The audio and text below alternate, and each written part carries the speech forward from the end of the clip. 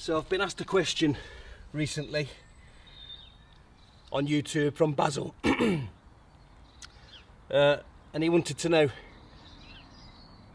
how I found the plot of land that we have. Hi, I'm Benj. This is Doing Outdoors. Welcome back to my garden. We're not up the land today, and that's because I'm going to get all of the alliums, the shallots, the garlic and the onion sets that I was growing in the greenhouse. I'm going to get those planted out within the growing bed. And as you can see when I open the boot, is that they've all come on really well. The white onions are doing better than the reds. But as I said in a previous video, one of the benefits is that you can see from planting in these modules, if an onion set doesn't come through, then it won't get transplanted into the growing bed, therefore not wasting any space. But even the garlic, even though it was planted a lot later than I wanted, that's coming through quite well. The shallots are looking good, and it's just high time that we got these things out where they're going to grow on for the season. The plot that we prepared is a plot that we've planted vegetables in for the last 8 years since we lived here. Recently dug over by Louise and myself. It's only the top half that's been dug. That's where the onions are going to go. Well, all the alliums. And it's had a good helping of homemade compost. You might be able to see up by the shed, we've got 2 plastic Daleks, I think people call them. They were both full. One still is. Well, we are actually forecast rain later this afternoon, about 1 or 2 o'clock. So I need to pull my finger out and get all these in the ground before I get absolutely drenched. So there we go, all laid out. Just a quick recap to what we've got. We've got some hard neck garlic, soft neck garlic, white onion sets, and which I can say all but 2 have come through.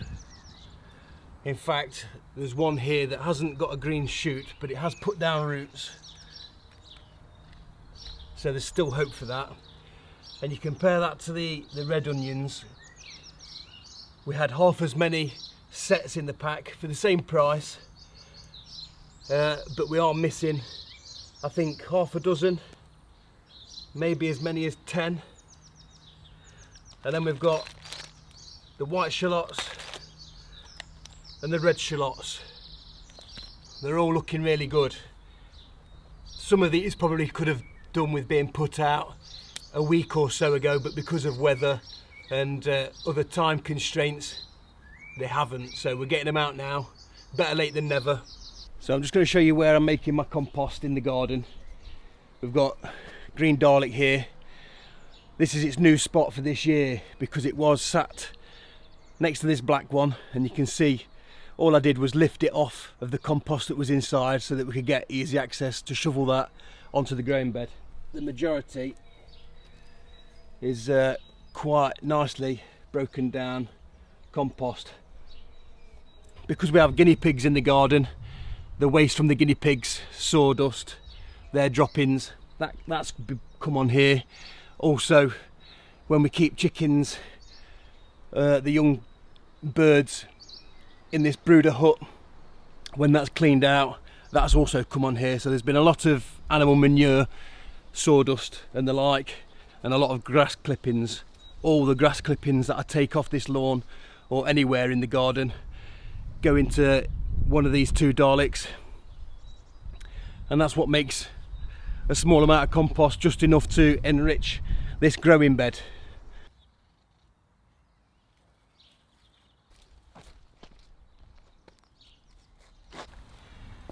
So I've been asked a question recently on YouTube from Basil and he wanted to know how I found the plot of land that we have. And it was completely by accident. I'd been looking for land for years and years, more of a dream than anything else, but looking further afield like Wales and Scotland, just because you get a lot more for your money and there's a better chance of finding land with a house on so that you can live in it or live on site straight away. But we've always kept chickens in our garden wherever we've lived, and the place that we buy our chicken feed from is a small village just past where the land is, and I'd have to drive past the woods and the land for years and years, and I always dreamed of owning a piece of that land around there because it's the biggest area of natural woodland in this part of Nottinghamshire. And then just by chance one day I was driving to fetch the chicken feed like I would any other week, and there was a for sale sign on the gate.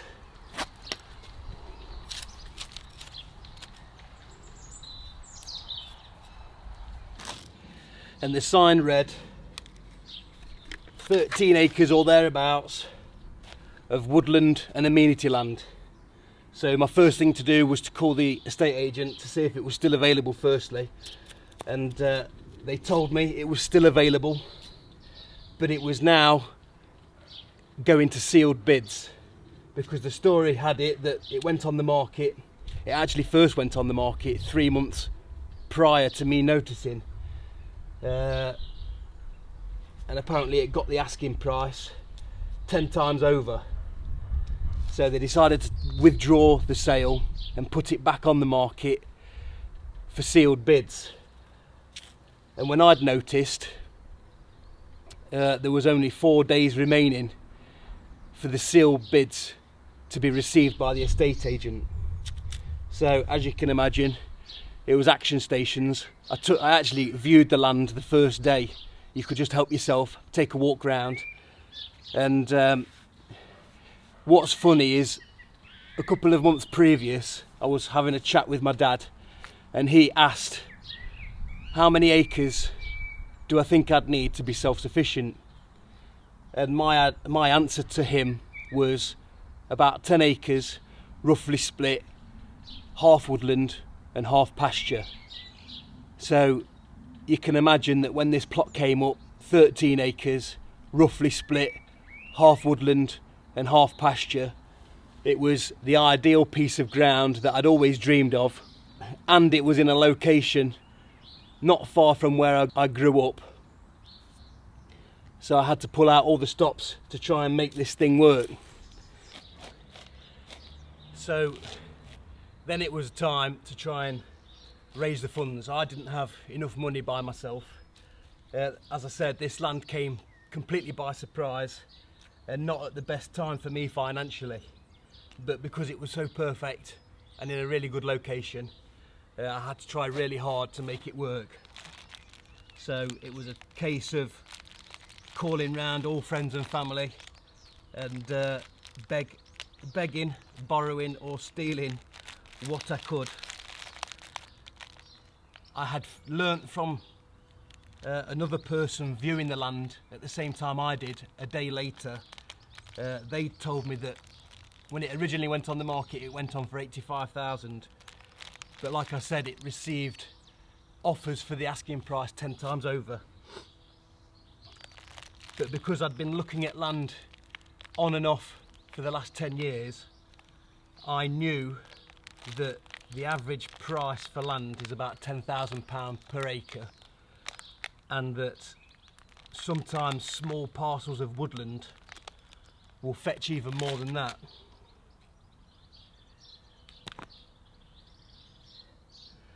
So because we were looking at about 13 acres in total, I decided that my offer would be 130,000.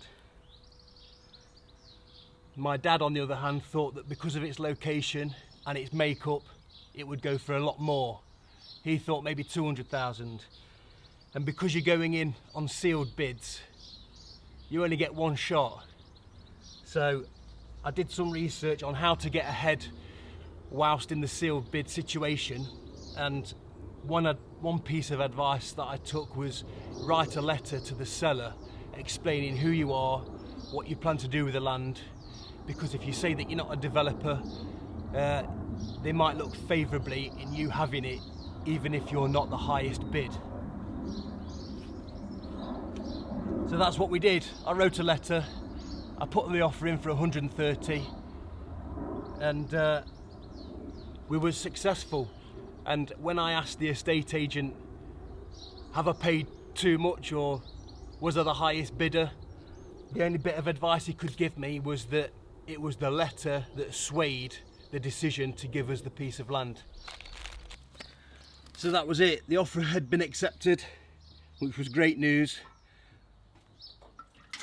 But then we began the long wait to finally complete the purchase.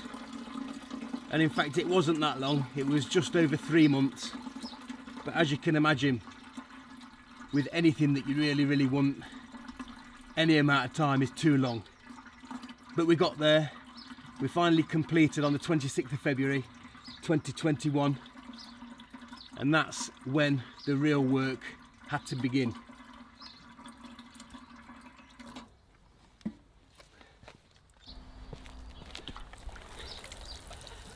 But then comes the issue of wanting to live on the land. And as anybody knows who's tried to get planning permission on old farmland, green belt, even brown belt within England specifically, it's very difficult. The government just don't seem to want to let anybody build another house in the countryside. So my idea is to set up the agricultural business, the farming side, and then hopefully once I can prove it's a viable business, it's making its money, and that I need to be up there for the job, then I'll get planning permission under the agricultural rights.